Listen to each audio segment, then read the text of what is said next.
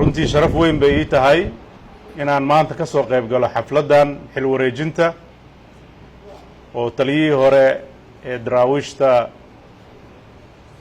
yaasiin cumar dheere uu xilka ku wareejinayo. runtii yaasiin cumar dheere siduu halka sheegay wuxuu ka mid ahaa guddigii u horreeyey aasaaska saldhigga u ahaa ciidamada Puntland ee daraawiishta aasaasidoodii. markaan xilka imid wuxuu ahaa la taliye ka tirsan madaxtooyada ee dhinaca amniga. runtii maalintii aan xilka u dhiibayay waxaan ka codsaday muddo kooban inuu hayo oo uu qayb ka ahaado isbeddelka markaa maskaxdeenna ku jiray ee ahaa inaan ciidamadu dib habeyn ku samayno. ballanteennu maalintaas waxay ahayd sanad, haddana waxay qaadatay 3 sano iyo 3 bilood. waxaan uga mahad celinayaa runtii wakhtigii dheeraa oo munaasabka ku ahaa marxaladda labaad, maadaama uu marxaladdii koowaad goobjoog u ahaa. marxaladdii labaad ee dib u habaynta lagu samaynayo ciidamada inuu goobjoog ka ahaado annagoo ku tuhmaynay khibrad, dulqaad iyo odaytanimo ay marxaladdaas u baahnayd in uu kaga qayb galo dadaalkii markaas socday. runtii ilaahay kuma ceebayn, sharafta iyo wanaagga maanta soo hoyatay udub dhexaad buu u ahaa, maadaama taliyaha u sarreeya ee ciidamadii dib loo habeenaya isaga u ahaa oo culayska u badan ay ku dhacayeen, oo wasiiradu ay u ahaayeen garbo, laakiin cidda culayska ay saarnayd ahayd ciidanka. taliyaha cusub abshir oo isaga ruuxaddiisa ah ee taliya muddo dheer ku soo dhex jira ciidamada kuwii Soomaaliya iyo kuwa Puntlandba, kaalimo kala duwan ka soo qayb qaatay ciidamada qaybahooda kala duwan. waxaan ku tuhmaynay isagana khibrad aan isleenahay ciidankan oo ciidan baaxad weyn ah oo dad fara badan oo saraakiil khibrad iyo aqoon dheer leh ay ku jirto, cid kasta looma keeni karo. waxa in laga fiirsado mararka qaybtood cidda hoggaaminaysa waa muhiim. dabcan ciidamada daraawiishta ee Puntland waxay ka da'weyn yihiin hadda burburkii kadib ciidamada Soomaaliya oo muddadaas dalku uu ku jiray burbur iyo dagaallo sokeeyey. waxay nasiib u heleen maamulkii u horreeyey ee Soomaaliya ka hana qaada oo aaminsan weli midnimadii dowladda Soomaaliya ayay ahayd Puntland. waxay ka qayb qaadatay ilaalinta midnimada ciidamadii Puntland ee la aasaasay. waxay ka qayb qaadatay cadowyada cusub ee argagixisada sidii looga hortegi lahaa. waxay ka qayb qaateen dhismaha bulshada Puntland, isku hayntooda iyo hirgelinta nidaamkooda dowladnimo. runtii ciidamada Puntland oo dhammaan waajibaadkooda gudanaya, haddana daraawiishtu waa ciidanka mar walba hor taagan cadowga dibadda ka imaanaya, qaybna ka qaadanaya cadowga gudaha oo la shaqaynaya ciidamada kale ee kala duwan ee amniga suga ee booliiska iyo nabad sugidda. runtii maanta waxaan ku faraxsanahay 3 sano kadib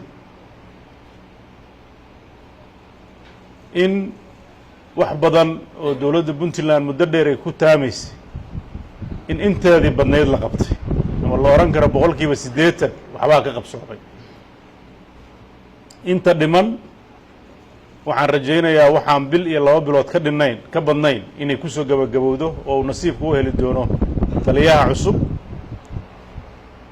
markaa kadib waxaan xoogga saari doonaa, waxaan isku dhex wadnay dib u habaynta ciidanka iyo dhismaha ciidanka. waa 2 shaqo oo runtii labaduba adag yihiin. dabcan dib u habayntu way dhammaanaysaa dhowaan haddii ilaahay idmo, laakiin dhismaha ciidanku weli fare kama qodno, shaqay u baahan tahay.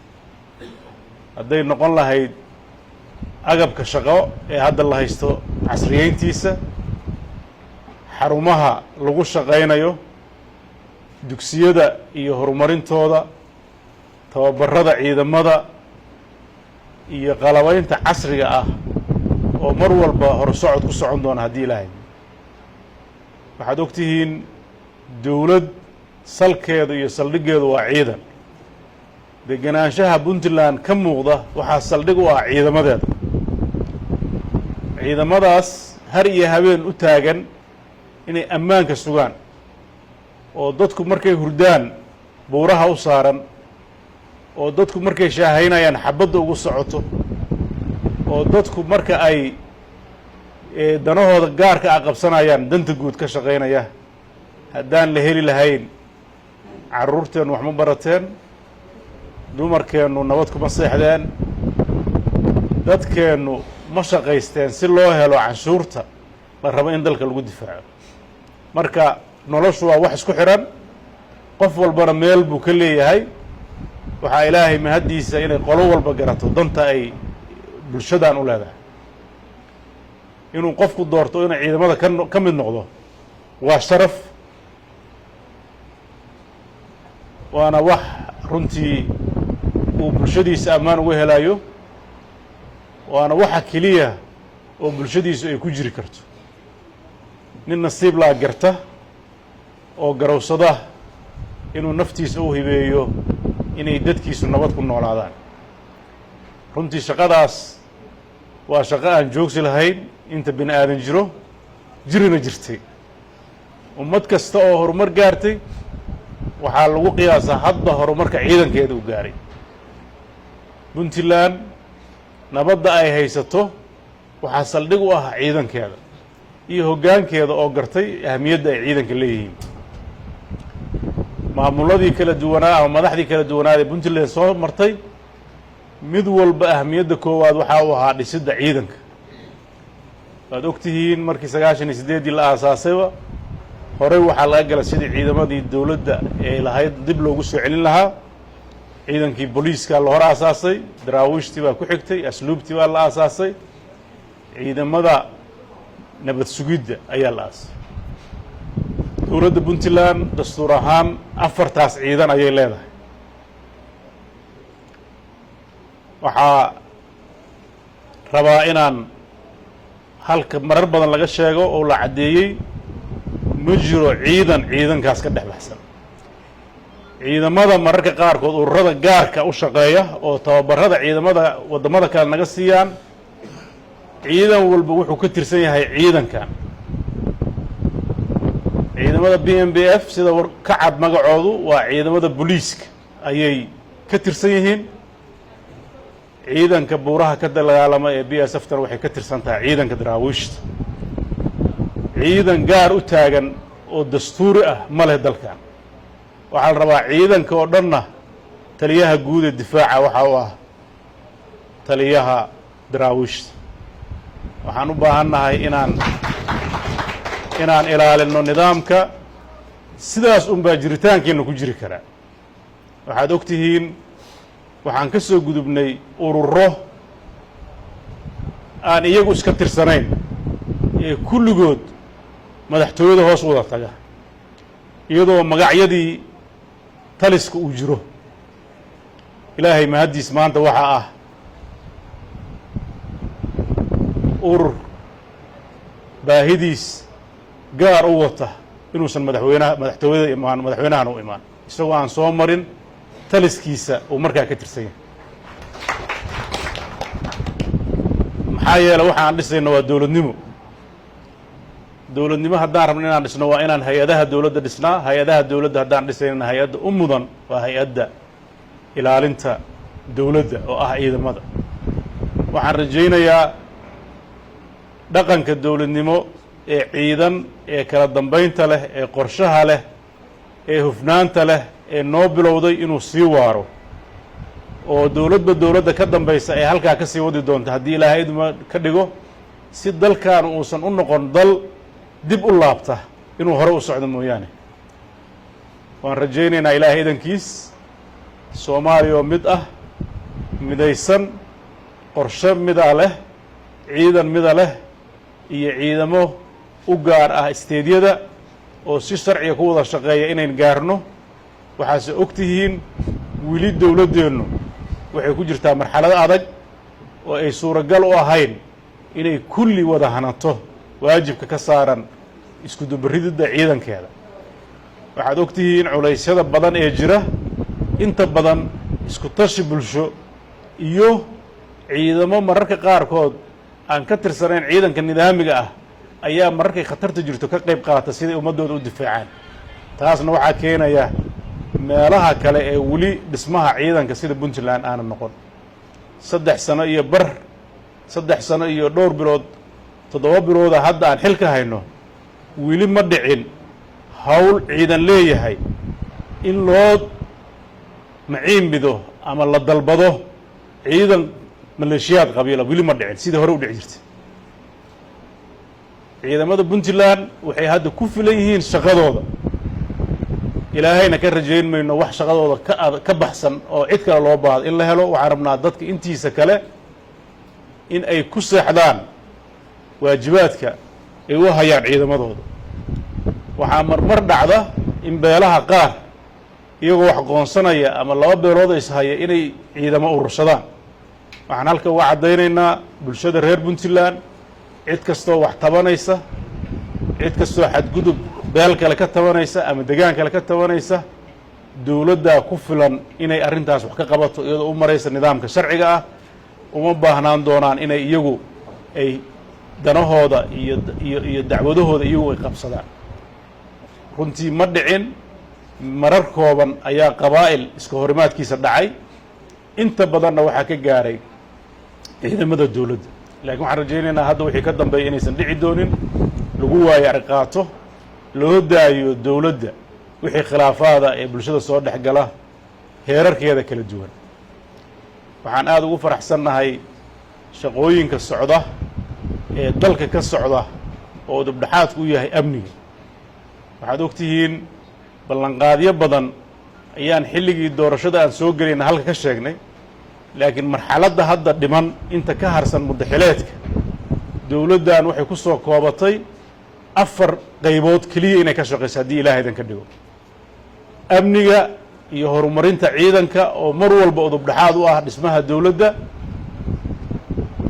dimuqraadiyadda iyo dalkan in laga raro oo aan u abaalgudno dhismihii dowladda puntland ee 54aad lagu dhisay qodobkii ugu muhiimsanaa oo xilligaas laga dhursugayay oo ah in la helo nidaam xisbiye ah oo bulshada matala oo ay ku wada midaysan yihiin oo laga guuro nidaamka beelaha qodobkaas waxaad og tihiin 3 degmo hordhaca laga qabtay inta dhimanna haddaa diyaargarowgooda loogu jiraa haddaan ciidankan dhismin 3daa degmo lama qabteen inta dhimanna hadday iyagu dhisin cid qaban karta male marka hawl adag oo amni oo ciidankeenna sugaya labadaas qodob waa dhismaha dowladnimadeenna ayaan xoogga u saaraynaa labada qodob oo kaleeto waa dhismaha bulshada iyo baahiyaheeda kuwa ugu muhiimsan oo aan rabno inaan xoogga saarno oo ah inaan oonka kala dagaalano bulshadeenna miyi iyo magaalaba iyo inaan isku socodka bulshadeenna ee xagga jidadka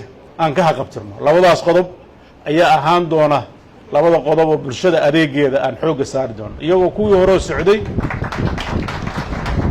kuwii horoo socday xagga caafimaadka iyo waxbarashada iyo arrimaha la xiriira iyo dowlad wanaaggu ay sidooda u socon doonaan laakiin hortebinta dowladda ama meelaha ay xoogga saari doonto waa 4taas xaalo waxaan rajaynayaa ciidankan wax weyn ayaa laga filayaa taliyaha cusub iyo saraakiisha uu yaasiin cumar iyo ka mid yahay iyo jenaraal morgan iyo jenaraal cabdishukri iyo jenaraalada kaleeto maaragtay kala socda ee xagga dhisidda ciidanka oo khibraddooda iyo wanaagooda qayb ka qaadan doona waxaan rajayn doonnaa haddii ilaa haydno in dhismaha ciidanka ee socda iyo jenaraal dayr oo runtii isagana kaalin weyn ku leh dhismaha cusub ee hadda socon doona inaad gacan xoogle ku siisaan qaybtaas maxkamadda ciidanka oo runtii marxalado adag soo martay waxaan rajaynaynaa iyadana kaalinta ay leedahay inay qaadato dib u habaynta ciidamada ee socdana iyadana qaybteeda ay ka qaadan doonto haddii ilaa haydno waxaan rabnaa maalmaha soo socda hadda waxaa la dib u habeeyey ururadii iyo ciidamadii tababarkoodii jananka cusub waxaa sugi doona dib u habaynta hoggaanka ciidanka